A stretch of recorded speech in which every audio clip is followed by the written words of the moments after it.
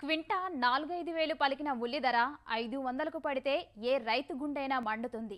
ఇదెక్కడి న్యాయమని ప్రశ్నిస్తుంది. అడ్డగోలుగా ధరలు తెగ్గొట్టడం పట్ల అధికారులను నిలదీస్తుంది. అదే జరిగింది కర్నూలులో.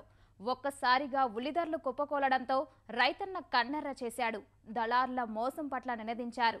కానీ మార్కెట్ అధికారుల నుంచి మద్దతు లేక కనీస ధరను దక్కించుకోలేకపోయాడు. సకాలంలో బీట్లు కూడా కాక రోజుల తరబడి యార్డుల్లోనే పడిగాపులు కాస్తున్నారు. 4,500 పడింది సార్. ఈ పొద్దు 350కి పాడి అంత మోసం చేస్తున్నారు. ఏంది గిట్టుబాటు అవుతుంది సార్? ఎకరాకి 50,000 ఖర్చు వస్తుంది. మొన్ననే ఏదో గిట్టుబాటు ధర ఇచ్చేవారు, పత్తిపాటు పుల్లారావు అందరూ చెప్పారు. యాది ఇవ్వడం లేదు సార్ మాకు.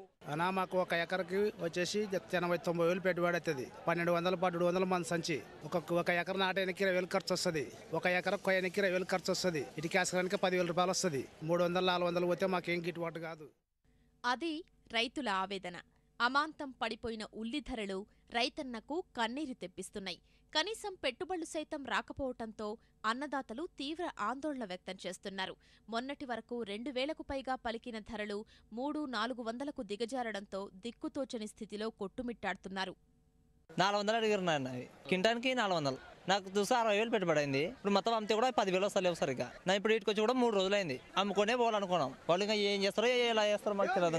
ఇంకా 10 రోజులు కానీ ఇక్కడే ఉంటాం. ఇంకా ఇండ్ల పెళ్ళాలు బంగారులు పెట్టుకొని తాకట్టు పెట్టుకొని తెచ్చుకొని చేసుకున్నాం పనులు. ఈ రోజు అసలు ఈ సంవత్సరం వర్షాలే సరిగ్గా లేవు. నాకు పాటుపడి ఏదో పండించుకున్నాం. రేట్లు ఉన్నాయి కనుక కొనుక్కొచ్చుకొని నారలు కొనుక్కొచ్చుకొని వేసుకున్నాం. కానీ ఇంత అధ్వానం చేస్తారని అనుకోలే. ఇంత సడన్ గా డౌన్ చేయడం చాలా ఇది ఘోరం అని మేము అనుకుంటాం.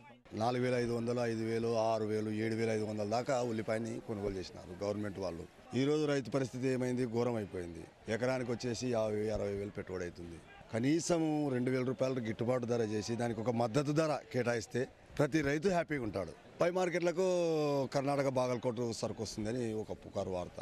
అది వస్తుందో లేదో తెలియదు. గూడెము అటు ఆ ఏరియాలో మాత్రం 2,000-2,300 వరకు నడుస్తుంది. కర్నూలు మార్కెటే ఘోరంగా పడిపోయింది.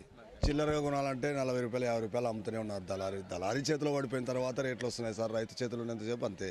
శ్రమ చేసి పండించి రాత్రినక పగలనక వర్షానికి కష్టపడి దోమలు గుర్తుంటే కూడా నీళ్ళలో ఉండి అట్లే వాడు నీళ్లు పక్కకు పోతాయని చేస్తే ఈరోజు ఈ పరిస్థితి అయిపోయింది.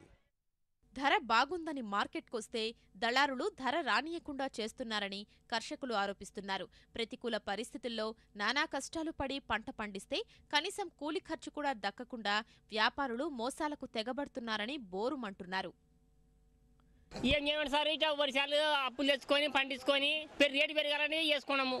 అప్పుడు 5,000, 3,000 అమ్మి ఇప్పుడు రోజు 300-200 కనీసం కొయ్యనీకే 200 రూపాయలు. ఇప్పుడు రైతు ఎట్లా?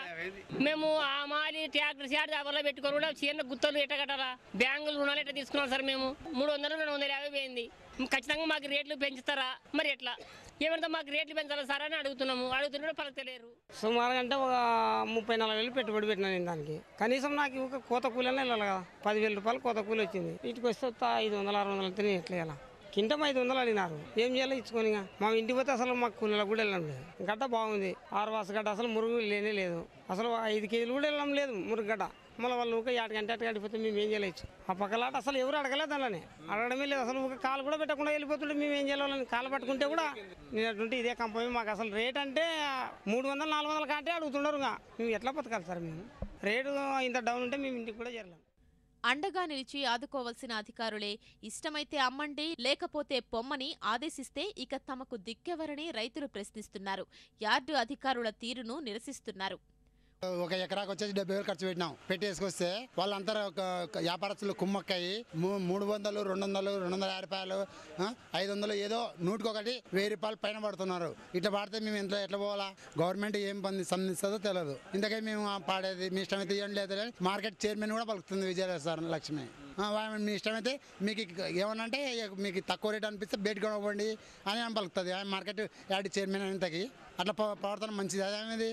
అప్పుడు గవర్నమెంట్ 4,000-5,000 పడింది. ఇప్పుడు 1,000 కొని 500 అమ్మొచ్చు కదా. అప్పుడు 4,000 పెట్టి 50 రూపాయలకి అమ్మింది అది.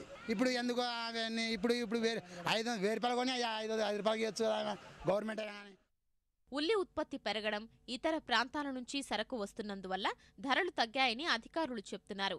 బీట్లలో 1,500 వరకు నడుస్తోందని నమ్మబలుకుతున్నారు.